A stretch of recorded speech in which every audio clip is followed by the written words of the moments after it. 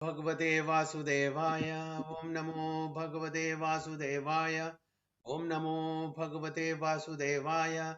ओम अज्ञानतिमिरान्धस्य ज्ञानाञ्जनशलाकया चक्षुरुन्मिलितं येन तस्मै श्रीगुरुवे नमः। श्रीचैतन्यमनोभीष्टं स्थापितं येन भूतले स्वयं रूप कदा मह्यं ददान्ति सुपदान्तिकं वन्देऽहं श्रीगुरुं श्रीवत्सपदकमलं श्रीगुरुं वैष्णवांश्च श्रीरूपं साग्रजातं सगणरघुनाथां विदं तं सजीवं साद्वैतं सावधूतं परिजनसहितं कृष्णचैतन्यदेवं श्रीराधा कृष्णपादान् सगणललिता शिविशाखामिदं स्याम्।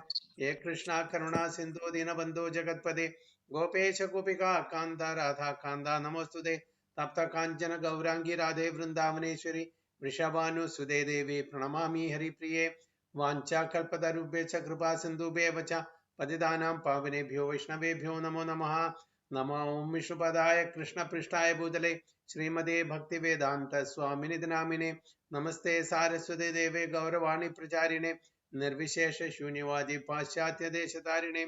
जय श्री कृष्ण चैतन्य प्रभु नित्यानंद श्री अद्वैत गदाधर शिवासादि गौर भक्त वृंदा। हरे कृष्ण कृष्ण कृष्ण हरे हरे हरे राम राम राम हरे हरे। हरे कृष्ण हरि ओम तत्सत्। सो ഇന്നത്തെ ഭഗവത്ഗീത ക്ലാസ്സിലേക്ക് എല്ലാവർക്കും സ്വാഗതം. നമ്മൾ ശ്ലോകം വായിക്കാം അല്ലേ? കഴിഞ്ഞ ക്ലാസ്സിൽ പഠിച്ച എന്താണ് ബൈഹാട്ട് ഞാൻ പറഞ്ഞിരുന്നത്? ഏതായിരുന്നു? 6.35. 6.35. ഓക്കെ, മാതാജി വായിക്കുന്നോ? തുടങ്ങുന്നോ? श्रीभगवानुवाच असंशयं महाबाहो मनो दुर्निग्रहं चलम् अभ्यासेन तु कौन्तेय वैराग्यान च गृह्यते। वेरी गुड प्रभु।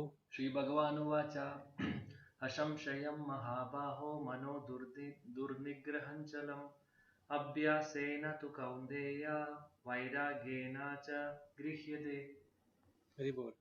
सिम्मी माताजी।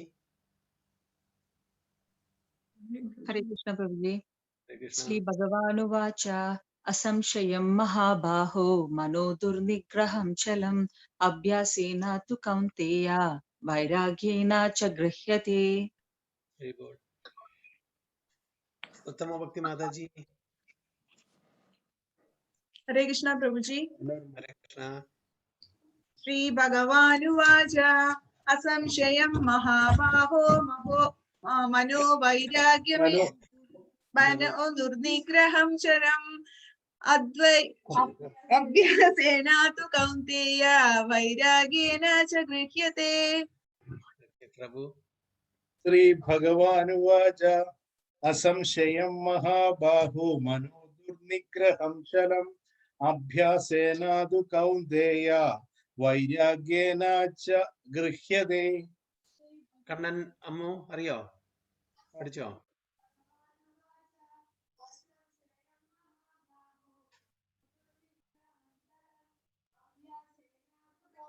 കേൾക്കുന്നില്ല.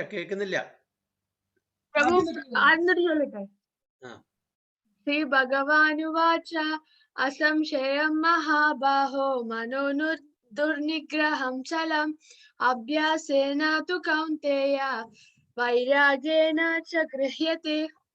Very good. कണ്ണൻ। हरे कृष्ण प्रभुजी। हरे कृष्ण।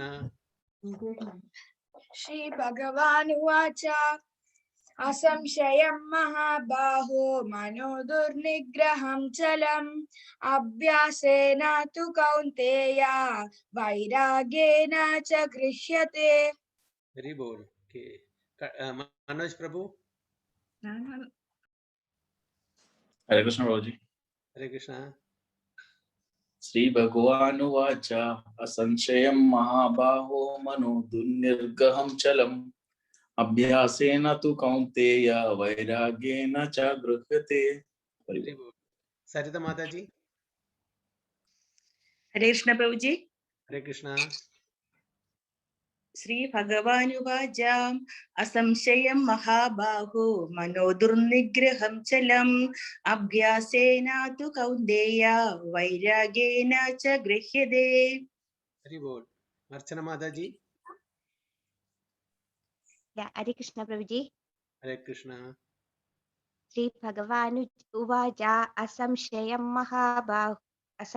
महाबाहो मनो दुर्निग्रहं चलम् अभ्यासेन तु कौन्तेय वैराग्येन च गृह्यते. हरि बोल. ओके. राधा माता जी.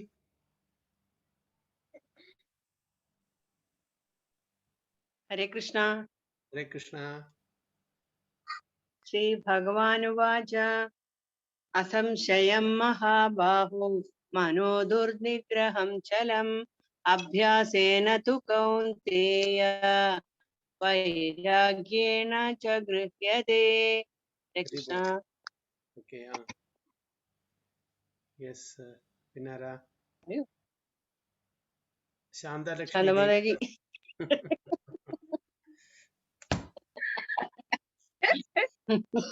श्री भगवानुवाच असंशयं महाबाहो मनो दुर्निग्रहं चलम् अभ्यासेन तु कौन्तेय वैराग्येण च गृह्यते. गोपी हरे प्रभु. कृष्ण. हरे कृष्णा. गोपी प्रभु. गोपी प्रभु വേറെ ഏതോ ലോകത്തിലാ തോന്നുന്നു. ഹരേ കൃഷ്ണ. ഹരേ കൃഷ്ണ പ്രഭുജി. ശ്രീ ഭഗവാനുവാച എൽപ്പിയാണ്. ശ്രീ ഭഗവാനുവാച അസംശയം മഹാഭാഗോ മനോ നിർഗ്രഹം ജലം അഭ്യാസേന തു കൗന്തേയ വൈരാഗ്യേന രാഗേന ച ഗൃഹ്യതേ. ഗ്രഹ്യതേ. അതുപോലെ ഓക്കെ ഓക്കെ. സോ അടുത്ത ശ്ലോകം 47 647 എല്ലാവർക്കും അറിയുന്നതാണ് മിക്കവാറും. യോഗിനാമപി സർവേഷാം മദ്ഗതേനാന്തരാത്മന ശ്രദ്ധവാൻ ഭജതേ യോ മാം സമേ യുക്താ തമോ മതഃ. Okay, 647. And of all yogis, the one with great faith who always abides in me, thinks of me within himself, and renders transcendental loving service in me, he is the most intimately united with me in yoga and is the higher of all. That is my opinion. Okay. So, yoginam api sarvesham mat gadenantar atmana shraddhavan bhajade yomam same yukta tamo mataha. So who is the best yogi? Krishna is telling. Okay. That is for അടുത്ത ആഴ്ചക്കുള്ളത്. പ്രഭുജി last ടൈമില് ഞാൻ പറഞ്ഞില്ല 6.34 പറയൂ. ചഞ്ചലം അല്ലേ? അതെ. ചഞ്ചലം ഹി മനം കൃഷ്ണം പ്രമാധി ബലദുർവടം തസ്യഹം നിഗ്രഹം മന്യേ വയോരിവ് സുദുഷ്കരം. ഹരി ബോൾ. ഹരി ബോൾ. Very good. ഞാൻ ഇത് ഷെയർ ചെയ്യാം.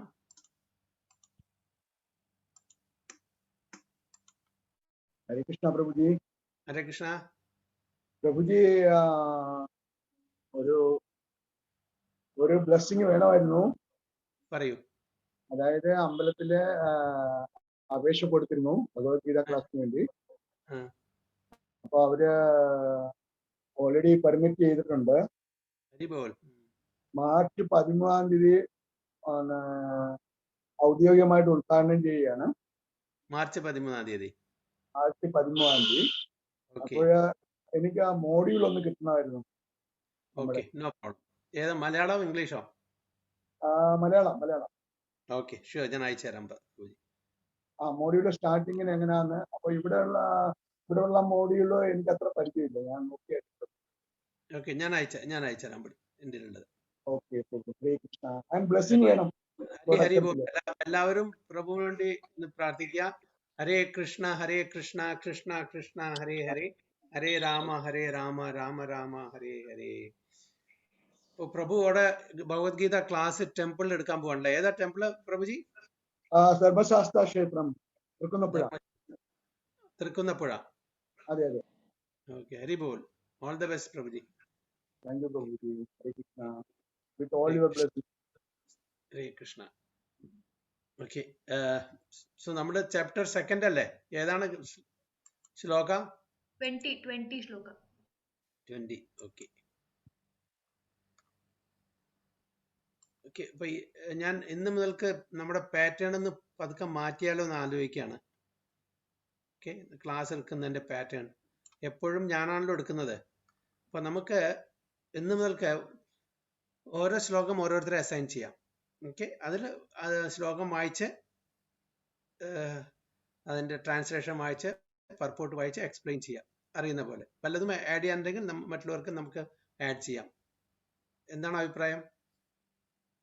നല്ലതല്ലേ? എല്ലാവർക്കും ഒരു എക്സ്പോഷറും കിട്ടും. മറ്റേത് എപ്പോഴും ഞാനല്ലേ വായിച്ചുകൊണ്ടിരിക്കുന്നത്. അപ്പോൾ 20 മുതൽക്ക് ഇന്ന് മുതൽക്ക് ഓരോ ഓരോ ഒരു ശ്ലോകം ഒരു ഡിവോട്ടി. ഹരേ കൃഷ്ണ. പ്രഭുജി, നമ്മുടെ 1.5 മണിക്കൂറില്ലേ? എന്താ പറഞ്ഞ? 1.5 മണിക്കൂറില്ലേ നമ്മുടെ? അതെ, ഏകദേശം. അപ്പോ ഒരു 3/4 മണിക്കൂർ ഇൻഡിവിജ്വൽ കൊടുത്തിട്ട് 3/4 മണിക്കൂർ പ്രഭു എക്സ്പ്ലെയിൻ ചെയ്യും. അതല്ല, നമ്മുടെ ഓരോ ശ്ലോകം കഴിഞ്ഞിട്ട് അതിൽ എന്തെങ്കിലും ആഡ് ചെയ്യാണ്ടെങ്കിൽ ഞാൻ ആഡ് ചെയ്യാം. ഓരോ ശ്ലോകം കഴിഞ്ഞിട്ട് അതെ അങ്ങനെ ചെയ്യാം. അപ്പൊ നമുക്ക് ഒരു ഡിവോട്ടി അത് വായിച്ച് എക്സ്പ്ലെയിൻ ചെയ്ത ശേഷം എന്തെങ്കിലും അഡീഷണൽ വരുന്നുണ്ടെങ്കിൽ നമുക്ക് ആഡ് ചെയ്യാം. I will do that. Okay. Sarvapala Prabhu എങ്ങനെയുണ്ട്? It's okay? Yes, Prabhu. As you say, Prabhu. Simi Mataji, Uttama Bhakti Mataji, Shantarupa Prabhu, എല്ലാവർക്കും സമ്മതമാണോ?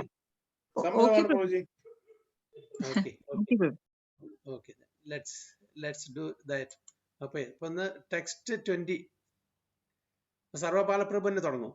ഓക്കെ, ഹരേ കൃഷ്ണ. ടെക്സ്റ്റ് 20.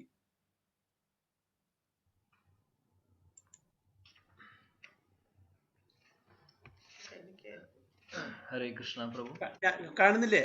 കാണാം പ്രഭുജി. ഓക്കെ ഓക്കെ, പറഞ്ഞാൽ മതി കേട്ടോ. എന്തെങ്കിലും ഇതുണ്ടെങ്കിൽ അതനുസരിച്ച് ഞാൻ ഇവിടെ ചെയ്യാം. ഓക്കെ.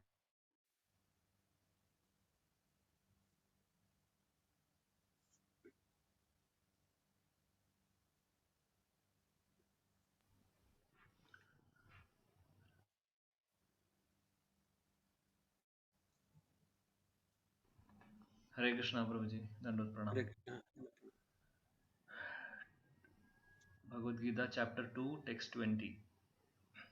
न जायते म्रियते वा कदाचिन् नायं भूतभावितवा न भूयः अजो नित्यो शाश्वतोऽयं पुराणो न हन्यते हान्यमाने शरीरे.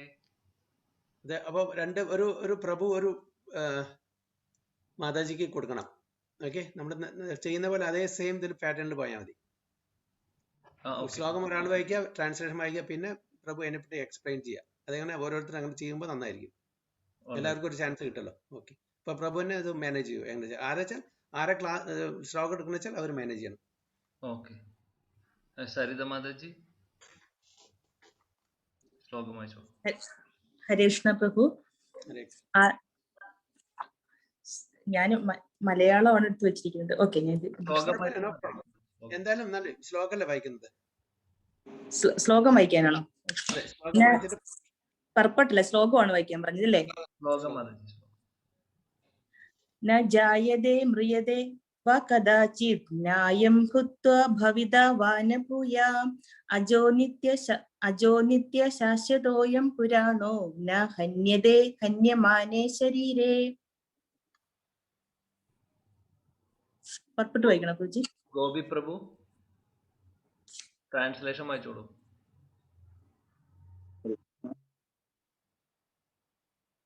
വിവർത്തനം ട്രാൻസ്ലേഷനും ഇംഗ്ലീഷിലാണ് വായിക്കണം. എൻ്റെ കയ്യിൽ. For the soul there is neither birth nor death at any time. He has not come into being, does not come into being, and will not come into being. He is unborn, eternal, ever existing, and primeval. He is not slain when the body is slain. Hare Krishna. Hare Krishna. So ഇതില് ട്രാൻസ്ലേഷനിൽ എന്താ പറയുന്നത് Srila Prabhupad? Translation: for the soul there is neither birth nor death at any time. So മലയാളത്തിൽ പറയുകയാണെങ്കിൽ ആത്മാവിന് ഒരിക്കലും ജനനവും ഇല്ല മരണവും ഇല്ല എന്ന് പറയുന്നത്. He has not come into being, does not come into being and will not come into being. ഭാവിയിൽ ഉണ്ടാവുകയുമില്ല, അജനും നിത്യനും ശാശ്വതനും പ്രാചീനനുമാണ് ഇത് ആത്മാവ് എന്ന് പറയുന്നത്. ശരീരം നശിക്കുമ്പോൾ അതിന് മരണമില്ല. അപ്പൊ നമ്മൾ ബേസിക്കലി ഇതിൽ നിന്ന് മനസ്സിലാക്കേണ്ടത് എന്താ വെച്ചാൽ സോൾ എന്ന് പറയുന്നതിന് ബർത്തും ഇല്ല ഡെത്തും ഇല്ല. അത് എറ്റേണൽ ആണ്, അൺബോൺ ആണ്. എറ്റേണൽ മീൻസ് ശാശ്വതമാണ്, എവർ എക്സിസ്റ്റിംഗ്, ഓൾവേസ് അത് എക്സിസ്റ്റ് ചെയ്യുന്നുണ്ട്. അതിനൊരു തുടക്കവും ഇല്ല അന്ത്യവും ഇല്ല ആക്ച്വലി. അതുപോലെ തന്നെ അത് നമ്മൾ ജനിക്കുന്ന പോലെ ഒരു ജനനമില്ല എന്ന് പറയുന്നു. പിന്നെ he is not slain when the body is slain. നമ്മുടെ ബോഡി നശിച്ചാലും ആത്മാവിന് നാശമില്ല എന്നുള്ളതാണ് നമ്മൾ ഈ ട്രാൻസ്ലേഷനിൽ നിന്ന് മനസ്സിലാക്കുന്നത്. പർപ്പോട്ട് പ്രഭു ഒന്ന് പറഞ്ഞു. Qualitatively, the small atomic fragmental part of the Supreme Spirit is one with the Supreme. He undergoes no changes like the body. So qualitatively നമ്മൾക്ക് അറിയാവുന്ന കാര്യമാണത്. ഭഗവാന്റെ പാർട്ട് ആൻഡ് പാർസൽ ആണ് നമ്മളെല്ലാവരും. നമ്മൾ എന്ന് ഉദ്ദേശിക്കുന്നത് സോൾ ആണ്. നമ്മുടെ സോൾ, ആത്മാവ് എന്ന് പറയുന്നത് ഭഗവാന്റെ പാർട്ട് ആൻഡ് പാർസൽ ആണ്. അത് മാത്രമല്ല ക്വാളിറ്റേറ്റീവ്ലി സച്ചിദാനന്ദമാണ് നമ്മുടെ സോൾ. ഭഗവാന്റെ ബോഡി എന്ന് പറഞ്ഞാൽ ആബ്സലൂട്ട് ആണ്. അതായത് ഭഗവാന് there is no difference between spiritual body and material body like us. So ഭഗവാനെ സംബന്ധിച്ച് ഭഗവാനെ കംപ്ലീറ്റ്ലി സച്ചിദാനന്ദമാണെന്ന് പറയാം. പക്ഷെ നമ്മളെ സംബന്ധിച്ച് നമുക്ക് സോൾ ഉണ്ട്, അതേപോലെ തന്നെ നമുക്ക് മെറ്റീരിയൽ ബോഡി ഉണ്ട്. ആ മെറ്റീരിയൽ ബോഡി സച്ചിദാനന്ദമല്ല, അത് നശിക്കുന്നതാണ്. പക്ഷെ സോൾ എന്ന് പറയുന്നത് ശാശ്വതമാണ്, അത് നശിക്കുന്നതല്ല. പക്ഷെ അതിന്റെ സ്പെഷ്യാലിറ്റി എന്താ വെച്ചാൽ ക്വാളിറ്റേറ്റീവ്ലി ഭഗവാന്റെ സച്ചിത് ആനന്ദ എന്നുള്ള ക്വാളിറ്റി നമുക്കുണ്ട്. പക്ഷെ അത് ഫ്രാഗ്മെന്റ്, അതായത് ഇൻഫിനിറ്റ്സ്മൽ ആണ്. ചെറിയ ഒരു ഫുൾ ക്വാളിറ്റി ഇല്ല. ഭഗവാൻ എന്ന് പറഞ്ഞാൽ പൂർണ്ണമാണ്, അല്ലെങ്കിൽ വിഭു എന്ന് പറയാം. നമ്മൾ വെറും അണു മാത്രമാണ്. അപ്പോൾ നെക്സ്റ്റ് സെന്റൻസിൽ പറയുന്നത് he undergoes no changes like the body. അതായത് സോളിന് ഒരു ചേഞ്ചസും വരുന്നില്ല.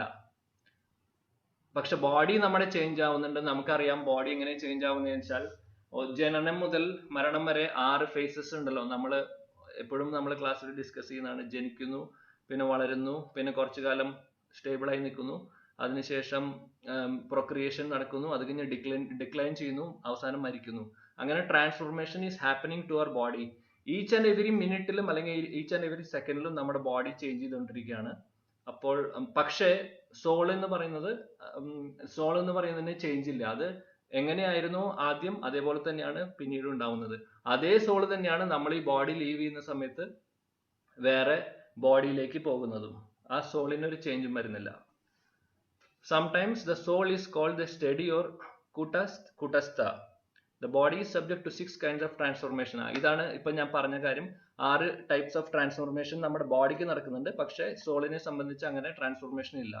സോളിന് സംഭവിക്കുന്നത് എന്താ വെച്ചാൽ നമ്മുടെ ബോഡി യൂസ്ലെസ് ആവുമ്പോൾ അടുത്ത ബോഡിയിലേക്ക് സോൾ ട്രാൻസ്ഫർ ആവുന്നു. നമ്മുടെ സട്ടിൽ ബോഡിയുടെ ഒപ്പം ഈ സോളും ട്രാൻസ്ഫർ ആവുന്നു.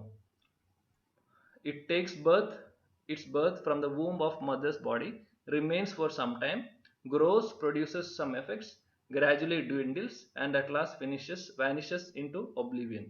നമ്മൾ already discussed the point ആണത്. The soul, however, does not go through such changes. ഈ പോയിന്റും ഇപ്പൊ പറഞ്ഞു കഴിഞ്ഞു. സോളിന് ചേഞ്ച് ഇല്ല, ബോഡിക്ക് മാത്രമേ ചേഞ്ച് ഉള്ളൂ. The soul is not born, but because he takes on a material body, the body takes its birth.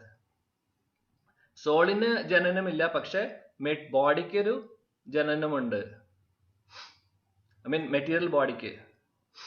The soul does not take birth there, and the soul does not die. സോളിന് മരണമില്ല, ജനനമില്ല. Anything which has birth also has a death. So അതുകൊണ്ടാണ് നമ്മൾക്ക് നമ്മുടെ material ബോഡിക്ക് ജനനമുണ്ട്, അതുകൊണ്ട് നമുക്ക് മരണവും ഉണ്ട്. And because the soul has no birth, he therefore has no past, no present or future. സോളിനെ സംബന്ധിച്ച് അത് പാസ്റ്റ്, ഫ്യൂച്ചർ അല്ലെങ്കിൽ പ്രസന്റ് എന്ന് പറഞ്ഞ കോൺസെപ്റ്റ് ഇല്ല. കാര്യം അത് എവർ എക്സിസ്റ്റിംഗ് ആണ്. എപ്പോഴും പണ്ടും ഉണ്ടായിരുന്നു, ഇപ്പോഴും ഉണ്ട്, ഭാവിയിലും ഉണ്ടാവും. അത് നിലനിൽക്കുന്ന ഒരു കാര്യമാണ്. So he is eternal, ever existing, primeval, and that is there is no trace in history of his coming into being. അത് എപ്പോഴാണ് നമ്മുടെ ഇവിടെ വന്നിട്ടുള്ളത്, ഈ മെറ്റീരിയൽ വേൾഡിൽ വന്നിട്ടുള്ളതെന്ന് ഇനി നമുക്ക് ആക്ച്വലി ആലോചിച്ചാൽ അതിന് മനസ്സിലാക്കാൻ പറ്റുന്ന ഒരു കാര്യമല്ല. കാര്യം അതിനൊരു എന്താ പറയാ, ഒരു സ്റ്റാർട്ടിങ്ങും ഇല്ല എൻഡും ഇല്ല. അതാണ് സോളിന്റെ ഒരു പ്രത്യേകത. Under the impression of the body we seek the history of birth etcetera of the soul etc. of the soul. The soul does not at any time becomes old and as the body does. Body old ആവുന്ന പോലെ സോളിന് വ്യത്യാസമൊന്നും സംഭവിക്കുന്നില്ല. അത് old ആവുന്നില്ല. So the so-called old man therefore feels himself to be in the same spirit as in his childhood or youth. അപ്പോ സോളിനെ സംബന്ധിച്ച് actually ഒരു ചേഞ്ചസും നടക്കുന്നില്ല. ഈവൻ നമ്മൾ കുട്ടിയായിരിക്കുമ്പോൾ എങ്ങനെയാണോ സോൾ, അതേ തന്നെയാണ് നമ്മൾ വയസ്സാവുമ്പോഴും. സോളിന് ചേഞ്ച് ഒന്നുമില്ല, നമ്മുടെ ബോഡി മാത്രമേ ആക്ച്വലി ചേഞ്ച് ആവുന്നുള്ളൂ. The changes of the body does not effect the soul. എന്തൊക്കെ ചേഞ്ചസ് ബോഡിക്ക് സംഭവിച്ചാലും സോളിനെ സംബന്ധിച്ച് ഒരു ചേഞ്ചും സംഭവിക്കുന്നില്ല. The soul does not deteriorate like a tree nor anything material. അത് നശിക്കുന്നില്ല എന്നാണ് പറയുന്നത്. അത് മെറ്റീരിയൽ അല്ല. Actually soul is made up of soul എന്ന് പറഞ്ഞ സ്പിരിറ്റ് ആണ്, സച്ചിദാനന്ദമാണ്. അപ്പൊ അത് ഒരു മെറ്റീരിയൽ എലമെന്റ് കൊണ്ട് ഉണ്ടാക്കിയിട്ടുള്ളതല്ല. എന്നാൽ നമ്മുടെ ബോഡി ആണെങ്കിൽ പഞ്ചഭൂതങ്ങൾ കൊണ്ട് ഉണ്ടാക്കിയിട്ടുള്ളതാണ്. The soul has no by product either. സോളിന് ബൈ പ്രൊഡക്റ്റ് ഇല്ല, എന്നാൽ നമ്മൾക്ക് ബൈ പ്രൊഡക്ട്സ് വരുന്നുണ്ട്. മെറ്റീരിയൽ ബൈ പ്രൊഡക്ട്സ് നമുക്ക് ക്രിയേറ്റ് ചെയ്യാനുള്ള ഒരു കഴിവ് നമുക്ക് തന്നിട്ടുണ്ട് Bhagavan. The by products of the body namely children are also different individual souls and owing to the body they appear as children of a particular man. So അത് നമുക്ക് ബോഡിക്ക് by products ഉണ്ടാവും. കാര്യം കുട്ടികൾ ഉണ്ടാവുന്നു. ആ കുട്ടികൾക്ക് ഉണ്ടാവുന്ന കുട്ടികൾ എന്ന് പറയുന്നവർക്കും ഇൻഡിവിജ്വൽ ആയിട്ട് സോൾസ് ഉണ്ട്. അവരുടെ സോൾ ഇൻഡിവിജ്വൽ ആണ്, ഐ മീൻ ഡിഫറെന്റ് സോൾ ആണ്. അതേപോലെ നമ്മൾക്ക് ഓരോരുത്തർക്കും ഡിഫറെന്റ് സോൾസ് ആണുള്ളത്. പക്ഷെ നമ്മുടെ എല്ലാവരും സോളിനും ഉള്ള ക്വാളിറ്റി സെയിം ആണ്. Because we all belong to Krishna and we are actually part and parcel of Krishna. ആ സച്ചിദാനന്ദം എന്നുള്ള പ്രോപ്പർട്ടി നമ്മുടെ എല്ലാ സോളിനും ഉണ്ട്. പക്ഷെ നമ്മൾക്ക് ഓരോരുത്തർക്കും ഇൻഡിവിജ്വാലിറ്റി ഉണ്ട്. ഓരോരുത്തർക്കും ഡിഫറെന്റ് സോൾ ആണ്. വേറെ ഒരു കാര്യം കൂടെ നമ്മൾ മനസ്സിലാക്കേണ്ടത്, അതിന്റെ കൂടെ നമുക്കറിയാം സോളിന്റെ കൂടെ സൂപ്പർ സോളും ഉണ്ട് നമ്മുടെ എല്ലാവരുടെയും ബോഡിയിൽ.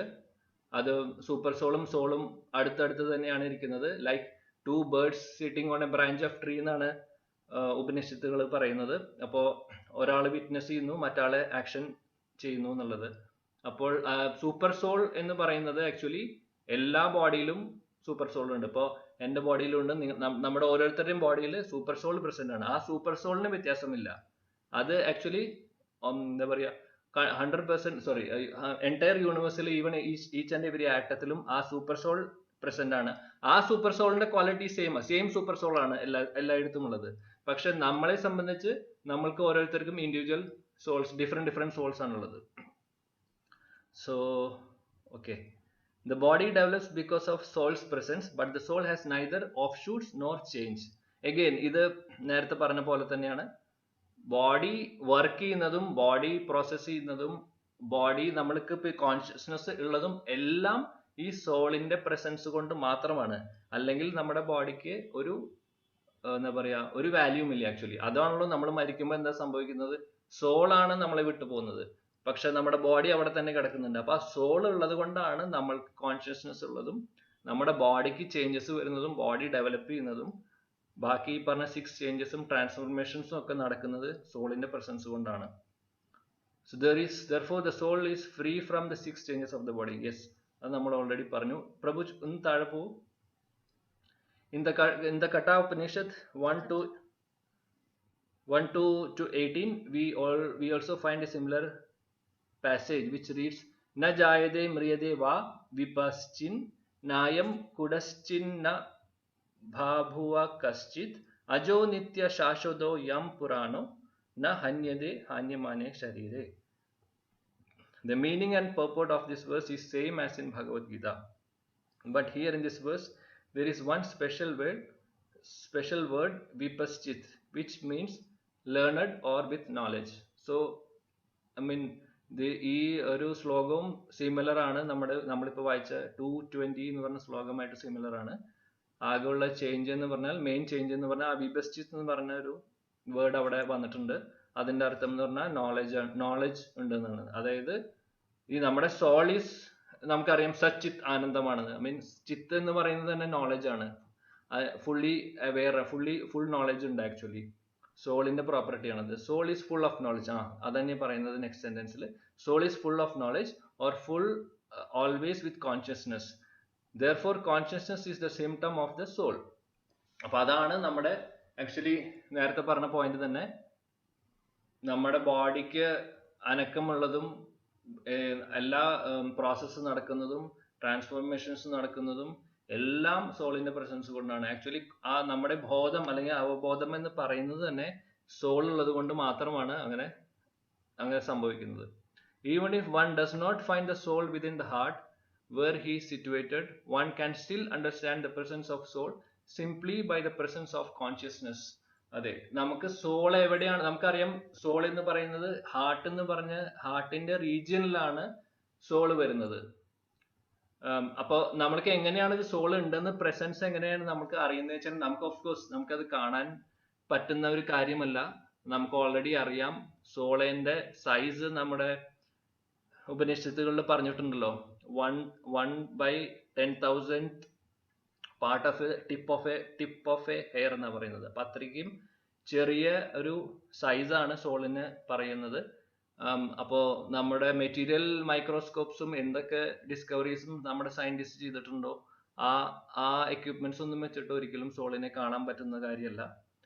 പക്ഷെ നമുക്ക് സോളിന്റെ പ്രസൻസ് നമുക്ക് ഫീൽ ചെയ്യും. കാരണം കാണേണ്ട ആവശ്യമില്ല, പക്ഷെ സോളിന്റെ പ്രസൻസ് നമുക്ക് ഫീൽ ചെയ്യുന്നത് എങ്ങനെയാണ്?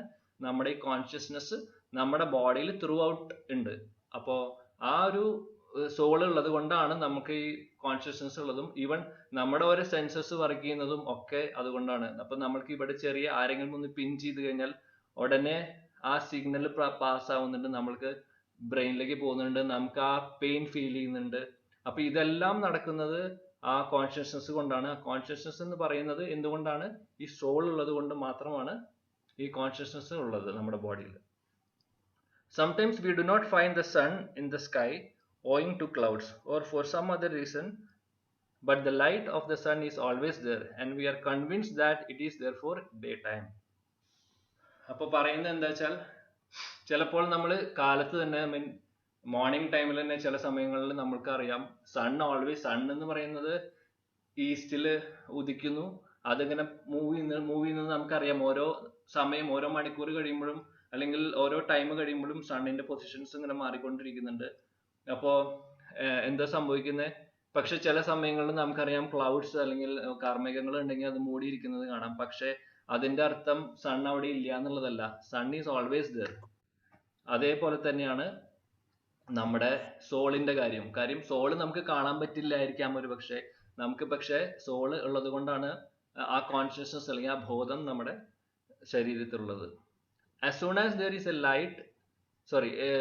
is a little light in the sky early in the morning, we can understand that the sun is in the sky. Similarly, since there is some consciousness in all the bodies, whether man or animal, we can understand that there is understand the presence of the soul. So ആ ഒരു ഉദാഹരണമാണ് ശ്രീല പ്രഭുപാദ് ഇവിടെ പറയുന്നത്. സൂര്യൻ അവിടെ ഉണ്ടെങ്കിലും in case even സൂര്യൻ കാർമേഘം കൊണ്ട് മൂടിയിട്ടിരിക്കുകയാണെങ്കിൽ പോലും നമുക്ക് കാണാൻ പറ്റില്ല എന്നുണ്ടെങ്കിൽ പോലും സൂര്യൻ അവിടെ ഓൾവേസ് സൂര്യൻ ഉണ്ട് എന്നാണ് പറയുന്നത്. അതേപോലെ തന്നെ നമ്മൾക്ക് എങ്ങനെയാണ് നമ്മുടെ കോൺഷ്യസ്നസ് ഉണ്ടെന്ന് നമുക്ക് മനസ്സിലാവുന്നത്? നമ്മുടെ നമുക്ക് സോളിന്റെ പ്രസൻസ് മനസ്സിലാവുന്നത് എങ്ങനെയാ വെച്ചാൽ ആ കോൺഷ്യസ്നസ് അല്ലെങ്കിൽ ആ ബോധം നമുക്കുള്ളത് കൊണ്ടാണ് നമുക്ക് സോളിന്റെ പ്രസൻസ് മനസ്സിലാവുന്നത്. So this consciousness of soul is however different from the consciousness of the Supreme, because the Supreme consciousness is all knowledge, past, present and future. ഈ പോയിന്റ് ആണ് നമ്മൾ നേരത്തെ പറഞ്ഞു. റിലേറ്റഡ് ആയിട്ട് ഈ സുപ്രീം കോൺഷ്യസ്നസ് എന്ന് പറയുന്നത് ഉദ്ദേശിക്കുന്നത് ഭഗവാന്റെ കോൺഷ്യസ്നസിനെ കുറിച്ചാണ്. അത് നമ്മുടെ ഇൻഡിവിജ്വൽ സോൾ എന്താ പറയാ, നമ്മുടെ ഇൻഡിവിജ്വൽ സോളും അതായത് നമ്മുടെ ഇൻഡിവിജ്വൽ സോളും സൂപ്പർ സോളും തമ്മിൽ വ്യത്യാസമുണ്ടല്ലോ. സൂപ്പർ സോളിനെ സംബന്ധിച്ച് he knows everything. He knows the past, he knows the future, he knows the present. അപ്പൊ ആ സുപ്രീം കോൺഷ്യസ്നെസ്സും നോർമൽ നമ്മുടെ കോൺഷ്യസ്നെസ്സും തമ്മിൽ വ്യത്യാസം ഉണ്ടെന്നാണ് പറയുന്നത്. The consciousness of the individual soul is prone to be forgetful, but when he is forgetful of his real nature, he obtains education and enlightenment from the superior lessons of Krishna. So the individual soul, നമ്മുടെ ഓരോരുത്തരും individual soul എന്ന് പറയുന്നത് individual സോളിന്റെ property എന്ന് പറഞ്ഞാൽ ഈ നമുക്ക് മറക്കാനുള്ള ഒരു പ്രവണതയൊക്കെ ഉണ്ട്. പക്ഷേ സൂപ്പർ സോൾ എന്ന് പറഞ്ഞാൽ അങ്ങനെയല്ല.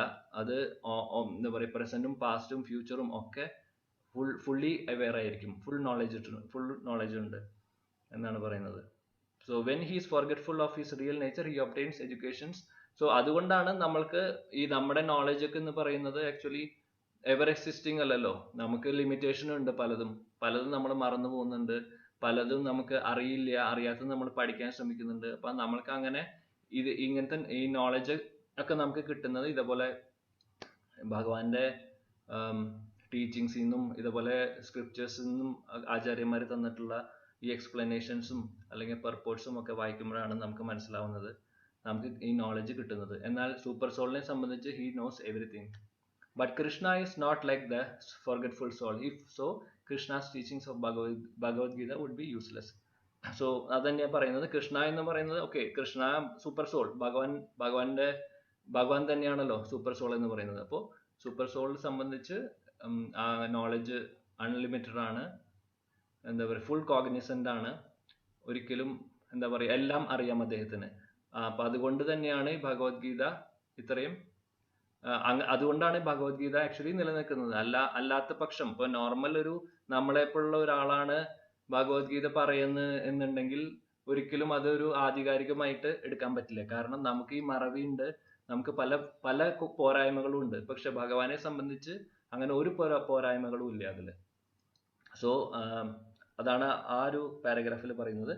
There are two kinds of souls, namely the minute particle soul, Anu Atma, and the super soul, Vibhu Atma. This is also confirmed in Katha Upanishad in this way. Anor Anyan Mahato Mahiyan Atmasya Jantur Nihito Guhyam Tam Akrato Pashyati Vitashoko Dhato Prasadan മഹിമാനം ആത്മനഃ. ഈ ഇതിൽ പറയുന്നത് അണു ആത്മ വിഭു ആത്മ. നമ്മള് ഈ ഒരു പർപ്പോട്ടിന്റെ തുടക്കത്തിൽ പറഞ്ഞു അതിനെ കുറിച്ച്. നമ്മൾ വെറും അണുവാണ്, ഭഗവാൻ എന്ന് പറയുന്നത് വിഭു ആണെന്നുള്ളത്. നമ്മൾ we are actually only minute particle or minute part and parcel of that absolute supreme Krishna. So he is complete, he is full, but we are only a minute particle. But definitely we have that quality of him. നമുക്ക് quality ഉണ്ട്, but quantity wise ഇല്ല എന്ന് മാത്രം. Both the super soul, പ്രഭുജി ഒന്ന് താഴെ പോവോ. Both the super soul Paramatma and the atomic soul Jivatma are situated on the same tree of the body within the same heart of the living being, and only one who has become free from all material desires as well as lamentations can, by the grace of the Supreme, understand the glories of the soul. നമ്മൾ already നേരത്തെ പറഞ്ഞു, super soul എന്ന് പറയുന്നതും individual soul എന്ന് പറയുന്നതും ഒരു branch ട്രീയുടെ ബ്രാഞ്ചിൽ ഇരിക്കുന്ന രണ്ട് എന്താ പറയുക എൻറ്റിറ്റി ആയിട്ടാണ് നമ്മൾ ഓൾറെഡി ഇതിനെ കുറിച്ച് നമ്മൾ സംസാരിച്ചിരുന്നു നേരത്തെ. അപ്പോൾ ഇതിൽ പറയുന്നത് എന്താ വെച്ചാൽ നമ്മൾക്ക് ഇത് എങ്ങനെയാണ് മനസ്സിലാവുന്നത്, നമ്മുടെ സോളിനെ കുറിച്ചൊക്കെ നമുക്ക് ആവണം എന്നുണ്ടെങ്കിൽ we should be free from the material desires. അപ്പോൾ നമ്മൾ ഈ മെറ്റീരിയൽ ഡിസയേഴ്സിനും ഈ മെറ്റീരിയൽ മോഡ്സിനും നമ്മൾ എപ്പോൾ ട്രാൻസെൻഡ് ആവുന്നു, എപ്പോൾ നമ്മൾ അത് അതിജീവിക്കുന്നു, അപ്പോഴാണ് നമ്മൾക്ക് സോളിനെ കുറിച്ച് കൂടുതൽ മനസ്സിലാക്കാനും അതിൻ്റെ ഇമ്പോർട്ടൻസും അല്ലെങ്കിൽ ഗ്ലോറീസും മനസ്സിലാക്കാനും നമുക്ക് സാധിക്കുള്ളൂ. Krishna is the fountainhead of all the super soul also, as it will be disclosed in the following chapters, and Arjuna is the atomic soul, forgetful of his real nature. Therefore, he requires to be enlightened by Krishna or by his bona fide representative spiritual master. അപ്പൊ നമ്മൾ നേരത്തെ പറഞ്ഞ അതേ point തന്നെയാണിത്. കൃഷ്ണ എന്ന് പറയുന്നത് he is the supreme personality of the Godhead and Krishna is the fountainhead of super soul എന്ന് പറയുന്നത് കൃഷ്ണ ഭഗവാൻ തന്നെയാണ്. ആ സൂപ്പർ സോള് വിഭു ആണ്. ആ സൂപ്പർ സോൾ എന്ന് പറഞ്ഞാൽ പാസ്റ്റ് ഫ്യൂച്ചർ പ്രസന്റ് എല്ലാം അദ്ദേഹത്തിന് അറിയാം.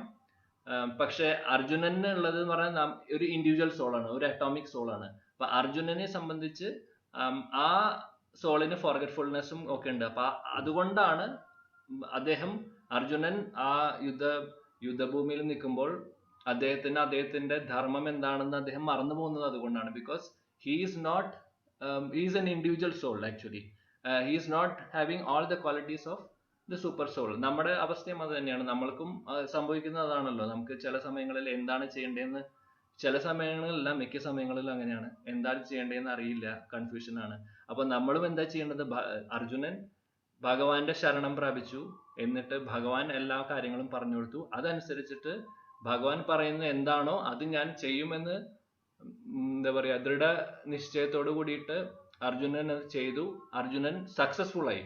അപ്പൊ നമ്മൾ ഇതിൽ നിന്ന് മനസ്സിലാക്കേണ്ടത് നമ്മൾക്കും ഈ പോരായ്മകളൊക്കെ ഉണ്ട്. അപ്പോ നമ്മൾക്കും ഭഗവാനെ ഡിപ്പെൻഡ് ചെയ്തേ പറ്റൂ, വേറെ ഒരു ഓപ്ഷൻ ഇല്ല. ഭഗവാനെ ഡിപ്പെൻഡ് ചെയ്യുന്നത് എങ്ങനെയാണ്? ഇതേപോലെ ഭഗവാൻ തന്നിട്ടുള്ള ഡയറക്റ്റ് മെസ്സേജ് ആണ് ഭഗവത്ഗീത എന്ന് പറയുന്നത്. അപ്പൊ ഭഗവത്ഗീത മനസ്സിലാക്കുക, അത് മുഖത്ത് നിന്ന് കേൾക്കുക. ആ ശ്രീല പ്രഭുപാദിനെ പോലത്തെ ആചാര്യന്മാര് തന്നിട്ടുള്ള ഈ വിവർത്തനങ്ങളും ഭാവാർത്ഥവും ഒക്കെ വായിച്ച് അത് മനസ്സിലാക്കി അത് ഗുരുവിന്റെ താഴെ പഠിക്കുമ്പോൾ നമ്മൾക്കും ഇതിനെക്കുറിച്ച് അറിയാനും ഇത് മനസ്സിലാക്കാനൊക്കെ സാധിക്കും. അപ്പോൾ അർജുനന് ഉണ്ടായിരുന്ന കൺഫ്യൂഷൻസ് ഉള്ള പോലെ തന്നെ നമ്മുടെ കൺഫ്യൂഷൻസും മാറും. അത് അർജുനൻ സക്സസ്ഫുൾ ആവുന്ന പോലെ we can also be successful in our life.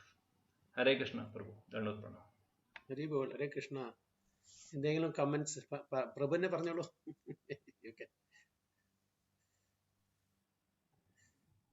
ഹരേ കൃഷ്ണ പ്രഭു. ഹരേ കൃഷ്ണ പ്രഭു. എന്താ പറഞ്ഞ പ്രഭു? അല്ല, എന്തെങ്കിലും കമന്റ്സോ ക്വസ്റ്റ്യൻ ഉണ്ടെങ്കിൽ ചോദിക്കാൻ വേണ്ടി പറയാം. ആർക്കെങ്കിലും എന്തെങ്കിലും പോയിന്റ്സ് ആഡ് ചെയ്യണമെങ്കിൽ ആഡ് ചെയ്യാം. എന്തെങ്കിലും ഞാൻ പറഞ്ഞതിൽ മിസ്റ്റേക്ക് ഉണ്ടെങ്കിൽ പോയിന്റ് ഔട്ട് ചെയ്യണം പ്ലീസ്. ഒരു പ്രിപ്പറേഷൻ ഇല്ലാണ്ട് ജസ്റ്റ് വായിച്ച് പറയാ ചെയ്തത്. സോ അത് അപ്പ തോന്നുന്നത് എന്താണോ, അപ്പൊ ഭഗവാൻ എന്താ തോന്നിപ്പിക്കുന്നത് വെച്ചാൽ അതനുസരിച്ച് പറഞ്ഞതാണ്. So there will be mistakes. So please correct me. Hare Krishna. Prabhu പറയൂ. ഹരീഷ പ്രഭുജി, ഞാൻ കഴിഞ്ഞ ആഴ്ച നാമാമൃതയിൽ ഒന്ന് വായിച്ചു. അതില് നമ്മുടെ ജീവാത്മാവിന്റെ പൊസിഷൻ എവിടാന്നുള്ളത്, അപ്പം അതിനകത്ത് പറയുന്നത് ഒരു ശരീരസ്ഥന് 3 ഹൃദയം ഉണ്ടെന്നാണ്. അതില് ആദ്യത്തെ ഹൃദയം മെറ്റീരിയൽ പൊസഷൻ, അതായത് ശരീരത്തിന് ആവശ്യമായിട്ടുള്ള ജോലികൾ ചെയ്യാനുള്ള pumping of blood, take oxygen and giving the blood circulation all over the body, the material. അത് കഴിഞ്ഞിട്ട് കോൺഷ്യസ് അവബോധ ഹൃദയം. അപ്പൊ അതില് ആണ് സെന്റിമെന്റ്സ്, ഇന്ദ്രിയമായിട്ടുള്ള കമ്മ്യൂണിക്കേഷൻ, അതിനെ പറ്റി തെറ്റും ശരിയും മനസ്സിലാക്കാനുള്ള ഒരു കഴിവ്, അതുപോലെ തന്നെ അവബോധ മനസ്സില് നമ്മൾ സ്വപ്നം കാണുന്നതും ആ ഒരു പ്രക്രിയയെല്ലാം ആ ഹൃദയത്തിലാണ്. പിന്നെ 3ാമത്തെ ഹൃദയം എന്ന് പറഞ്ഞാല് പരമാത്മാവും ജീവാത്മാവും ഇരിക്കുന്ന ഹൃദയം. അതില് ഒരു യോഗമായ ഒരു തത്വം. അപ്പം ജീവാത്മാവ് ശരീരസ്ഥനല്ല, ജീവാത്മാവ് ഭഗവാന്റെ അംശമാണെന്ന് അറിയുന്നത് വരെ ഈ ഹൃദയത്തിന്റെ വാതിൽ തുറക്കും. എന്ന് അറിയുന്നോ അന്ന് അദ്ദേഹം ബ്രഹ്മാസ്മി, അതായത് ഞാൻ ഭഗവാന്റെ അംശമാകുന്നു, ബ്രഹ്മമാണ്, അണുവാകുന്ന ബ്രഹ്മം എന്ന്, അതായത് സെൽഫ് ചെയ്തു.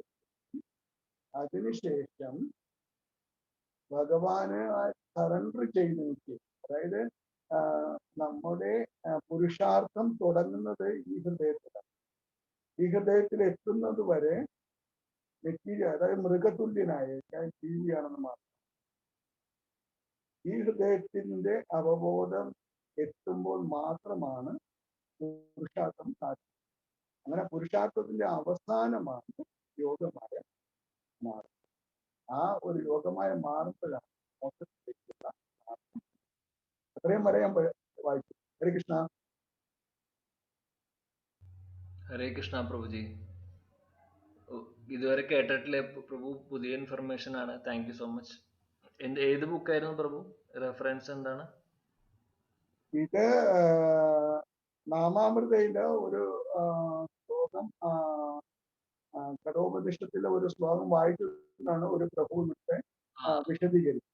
അപ്പൊ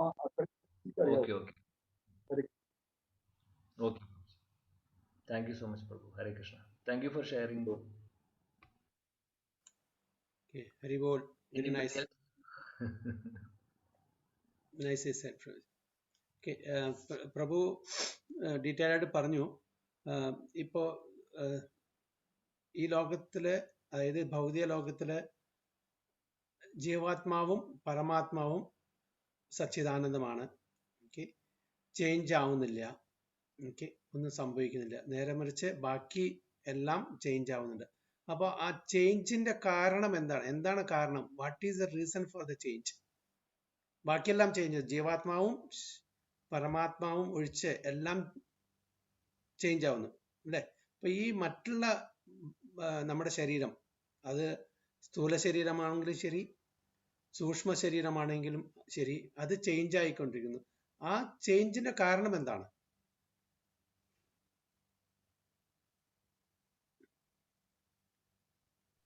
സ്ഥൂല ശരീരം ചേഞ്ച് ആകുന്നത് ആ കാലം എന്നുള്ള ആ ഒരു ഇൻഗ്രീഡിയന്റ് നമ്മുടെ ശരീരത്തിലുണ്ട്.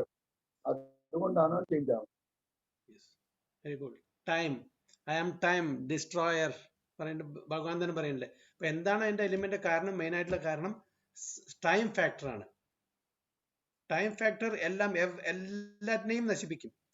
നമ്മളുടെ സ്ഥൂല ശരീരം, സൂക്ഷ്മ ശരീരം, നമ്മുടെ എക്സ്പീരിയൻസസ്, നമ്മുടെ സർക്കംസ്റ്റൻസസ്, എല്ലാം എന്തൊക്കെയുണ്ടോ എല്ലാം അതിനെ നശിപ്പിക്കും. ഇപ്പൊ ഇന്നത്തെ എക്സ്പീരിയൻസ് ആയിരിക്കില്ല നാളത്തെ എക്സ്പീരിയൻസ്, ഇന്നത്തെ മനസ്സായിരിക്കില്ല നാളത്തെ മനസ്സ്. So time is destroying everything. Okay, ഇപ്പൊ ഒരു 10 കൊല്ലം, ഇന്നത്തെ ദിവസം നമുക്കൊരു 10 കൊല്ലം പോയി കഴിഞ്ഞാൽ അന്നത്തെ മനസ്സും ഇന്നത്തെ മനസ്സും ടോട്ടലി വ്യത്യാസമായിരിക്കും. അന്നത്തെ എക്സ്പീരിയൻസും ഇന്നത്തെ എക്സ്പീരിയൻസും വ്യത്യാസം ഉണ്ടായിരിക്കും. Even time factor for that matter. Okay, സമയം നമ്മൾ ക്ലോക്കിൽ 10 മണി, 12 മണി, അല്ലെങ്കിൽ 1 മണിക്കൂർ, 2 മണിക്കൂർ, 3 മണിക്കൂർ, ഇത് എല്ലാവർക്കും ഒരേപോലെയാണോ ഈ സമയം? ഇപ്പൊ എനിക്ക് 1 മണിക്കൂർ, നിങ്ങളുടെയും 1 മണിക്കൂർ ഒരേ സമയമാണോ? വ്യത്യാസമുണ്ടോ?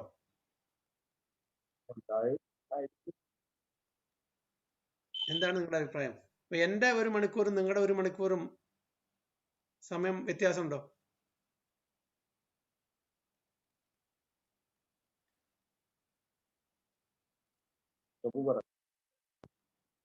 എന്താണ് നിങ്ങളുടെ അഭിപ്രായം? ഒന്നും തോന്നുന്നില്ല. ആദ്യം തരുക. അത് എങ്ങനെ യൂട്ടിലൈസ് ചെയ്യുന്ന അങ്ങനെ വ്യത്യാസം വരും പ്രഭു. എങ്ങനെ അത് എങ്ങനെ ആ 1 hour എങ്ങനെ യൂട്ടിലൈസ് ചെയ്യുന്നു അങ്ങനെ വ്യത്യാസം വരും. യെസ്, നമ്മുടെ എക്സ്പീരിയൻസിലെ difference. You said it right. Okay, നിങ്ങൾക്ക് എന്താ പറയുക 1 മണിക്കൂർ 60 മിനിറ്റ് എനിക്ക്. പക്ഷേ നമ്മളിപ്പോ ഫോർ എക്സാമ്പിൾ ഒരു ട്രാഫിക്കിൽ കുടുങ്ങി കിടക്കാണ് 1 മണിക്കൂർ. ഓക്കെ, ആ 1 മണിക്കൂർ ചിലപ്പോ 10 മണിക്കൂറായിട്ട് അദ്ദേഹത്തിന് തോന്നാം. നമ്മള് നല്ല പ്രവചനം കേട്ടു, നല്ല കീർത്തനം കേട്ടു, ആ 1 മണിക്കൂർ നമ്മൾ ട്രാഫിക്കിൽ ഒരു മിനിറ്റേ ഉള്ളൂ. സോ നമ്മുടെ experience, because of different consciousness level, and we are utilizing for a different purpose. ഇപ്പോൾ പിന്നെ ലവർ ആൻഡ് ബിലവറ്റ് മീറ്റ് ചെയ്യുമ്പോൾ ഒരു ചിലപ്പോൾ 5-6 മണി രാവിലെ മുതൽക്ക് വൈകുന്നേരം വരെ സംസാരിച്ചിരിക്കും. ഓക്കെ, എന്നിട്ട് കഴിഞ്ഞ് എന്താ പറയുക വൈകുന്നേരം ആവുമ്പോൾ വിട്ടു പോകുമ്പോൾ അയ്യോ നമ്മള് ഹാർഡ്ലി 1 hour വി ടോക്ക്, അങ്ങനത്തെ ഒരു ഫീലിംഗ് ആയിരിക്കും. നേരെ മറിച്ച് 2 എനിമീസ് ഒരുമിച്ച് നിൽക്കുകയാണ്. ഓക്കെ, 1 മിനിറ്റ് നിന്നാൽ മതി, ചിലപ്പോൾ 1 മണിക്കൂറിനെ പോലെ തോന്നും. സമയത്തിന്റെ ആ ഇത് വടിക്കോൾ ആ ഫിസിക്കൽ ടൈം എല്ലാവർക്കും ഒന്നാണെങ്കിലും കൂടി കൺസെപ്ച്വൽ ലെവലില് അവരുടെ ടൈം ഡിഫേഴ്സ്, എക്സ്പീരിയൻസ് അല്ലേ? Do you agree or not? Very good. Yes Prabhuji. അതേപോലെ ഇവിടെ ഇത് ഭൗതിക ലോകത്ത്. ആത്മീയ ലോകത്തിൽ പോകുമ്പോ എന്താണ് അവിടുത്തെ സ്ഥിതി? there is no time factor there. അപ്പോ നമുക്കത് എങ്ങനെ മനസ്സിലാക്കാം? അവിടെ ടൈം ഫാക്ടർ ഇല്ല. So how do we understand ഒരു ബ്രോഡർ ലെവലിൽ നമുക്ക് 100% മനസ്സിലാക്കാനുള്ള കഴിവില്ല, പക്ഷെ ഒരു ബ്രോഡർ ലെവലിൽ നമുക്ക് ആ ടൈം ഫാക്ടർ എങ്ങനെ, അപ്പൊ അവിടെ ചേഞ്ചസ് വരുന്നില്ലേ? അവിടെ അനശ്വരമാണ്. ഓക്കെ, അപ്പൊ അത് എങ്ങനെ നമുക്ക് മനസ്സിലാക്കാം? ഇവിടെ ചേഞ്ചസ് വരുന്നു. ഓക്കെ, നമുക്ക് നമ്മുടെ ആത്മാവിന് ചേഞ്ച് വരുന്നില്ല, ബാക്കിയുള്ള എല്ലാ on A physical level circumstances, experience, mind എന്ത് നോക്കിയാലും എല്ലാം ചേഞ്ച് ആവുന്നു, എല്ലാം ഡിസ്റ്റർബ് ആവും. പക്ഷെ അവിടെ അത് ആവുന്നില്ല. പക്ഷെ അത് എങ്ങനെ മനസ്സിലാക്കാം നമുക്ക്? അവിടെ സമയമില്ലെന്ന് കൃഷ്ണൻ തന്നെ പറയുന്നുണ്ടല്ലോ. അതല്ലേ സമയമില്ല, അതന്നെ പറഞ്ഞത്. അത് ചേഞ്ച് എങ്ങനെ അത് മനസ്സിലാക്കാൻ ചോദിക്കുന്നത് ഞാനത്. അതിനകത്ത് നമ്മുടെ ബ്രഹ്മസംഹിതയിൽ പറഞ്ഞ നിത്യ യൗവനമാണ്. ഓക്കെ, ദാറ്റ് നമ്മുടെ ബോഡി നശിക്കുന്നില്ല, ഒക്കെ ശരി. പക്ഷെ ഒരു ഫോർ എക്സാമ്പിൾ ഇന്ന് ഭൗതിക ലോകത്തിലെ സമയം ഞാനൊരു ലെക്ചറിൽ കേട്ടതാണ്, ഞാൻ I am just repeating what I have heard. അതായത് നമ്മളിപ്പോ ഒന്ന് ഒരു എക്സ്പീരിയൻസ് ചെയ്തു, ആ എക്സ്പീരിയൻസ് ഭൗതിക ലോകത്തില് അത് കഴിഞ്ഞു, നശിച്ചു, ആ experience over A period of time because of the time element അല്ലേ? പിന്നെ പുതിയ എക്സ്പീരിയൻസ് നമ്മൾ കന്നു, അത് റിപ്ലേസ് ചെയ്യുന്നു. അപ്പൊ പഴയ എക്സ്പീരിയൻസ്, കുട്ടിക്കാലത്തെ എക്സ്പീരിയൻസ് നമുക്ക് വീണ്ടും എക്സ്പീരിയൻസ് ചെയ്യാൻ പറ്റുമോ? ഇല്ല. നേരെ മറിച്ച് ആത്മീയ ലോകത്തില് അവിടെ ഉണ്ടാവുന്ന എക്സ്പീരിയൻസ് ഫ്രഷ് ആയിട്ട് എപ്പോഴും നിൽക്കുന്നു. എപ്പോ വേണമെങ്കിൽ നമുക്ക് we can recall it and we can experience that same thing what we have already experienced. അതിന് നാശം വരുന്നില്ല. പിന്നെ അതല്ല, പുതിയ പുതിയ എക്സ്പീരിയൻസസ് വരുന്നു. അപ്പൊ ഒരിക്കലും ആ ഒരു ടൈം ഫാക്ടർ ഇല്ലാത്ത കാരണം നമ്മുടെ എക്സ്പീരിയൻസസും നമ്മുടെ മനസ്സും ഒന്നും നശിക്കുന്നില്ല. അതിൽ കൂടെ വരുന്ന ആ എക്സ്പീരിയൻസസ് നശിക്കുന്നില്ല, അത് എൻഹാൻസ് ആവുന്നേ ഉള്ളൂ. Did you get the point? Yes പ്രഭുജി. ആണ് അദ്ദേഹം. അപ്പൊ എനിക്ക് തോന്നി അത് റിയൽ ആണ്, ശരിയാണ്. ആ ഒരു പോയിന്റ് എനിക്ക് ശരിയായിട്ട് തോന്നി. So I wanted to share that. അപ്പൊ അവിടെ നമ്മൾ എന്ത് എക്സ്പീരിയൻസ് ഉണ്ടോ we can enjoy that experience. നമുക്കിപ്പോ ഒരു ഫോർ എക്സാമ്പിൾ ലോട്ടറി അടിച്ചു, ഒരു എക്സ്പീരിയൻസ്, ഇന്നൊരു ലോട്ടറി അടിച്ചു, ഐ എം വെരി ഹാപ്പി. ഇതൊരു 10 ദിവസം കഴിഞ്ഞാൽ ഈ ഹാപ്പിനെസ് അപ്പോ നമുക്ക് എക്സ്പീരിയൻസ് ചെയ്യാൻ പറ്റില്ല ഭൗതിക ലോകത്തിൽ. നേരെ മറിച്ച് അവിടെ ഒരു സുഖം, അവിടുത്തെ മെലോസ്, ഡിഫറെന്റ് മെലോസ് വിത്ത് സുപ്രീം ലോർഡ് അല്ലെ, ഡിഫറെന്റ് രസത്തിൽ നമ്മൾ ഭഗവാനായിട്ട് ആസ്വദിക്കാണ്. ആ ആസ്വാദനം എൻഹാൻസ് ചെയ്യപ്പെടുന്നല്ലാണ്ട് അത് കുറയുന്നില്ല. Any time we can think of it and release the same experience time and again. അതുകൊണ്ടാണ് അവിടെ നാശമില്ല എന്ന് പറയുന്നത്. there is no change or there is no destruction in the spiritual world. Is it clear or? Yes Prabhuji, very clear. Happiness is evergreen there. Yeah, happiness is evergreen there. Okay. So let us go to the next Shantarupa Prabhu 21. ഒരു ശ്ലോകം കൂടി എടുത്താൽ എന്നിട്ട് നമുക്ക് നിർത്താം അല്ലേ? അപ്പോഴേക്കും സമയമാവും. It's small shloka. ശാന്താരൂപ. ഹരേ കൃഷ്ണ പ്രഭുജി. ഹരേ കൃഷ്ണ പ്രഭുജി. ഹരേ കൃഷ്ണ. എന്നോട് അതെ ഇത്തിരി മുമ്പേ ഉപ പറഞ്ഞേ ഉള്ളൂ, മിക്കവാറും എനിക്കായിരിക്കും.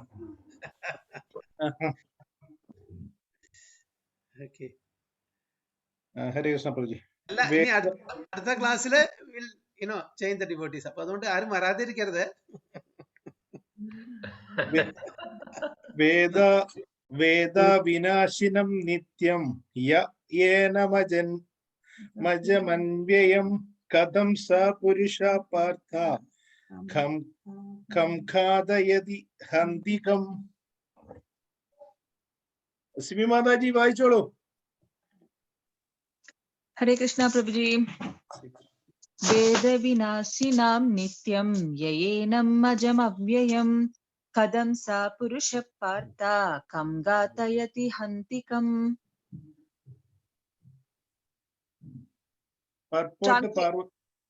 പർപ്പോട്ട് ട്രാൻസ്ലേഷൻ മാതാജി തന്നെയാണോ? ഞാൻ വായിക്കണോ? വായിച്ചോളൂ Mataji. Translation. O Partha, how can a person who knows that the soul is indestructible, eternal, unborn, and immutable kill anyone or cause anyone to kill?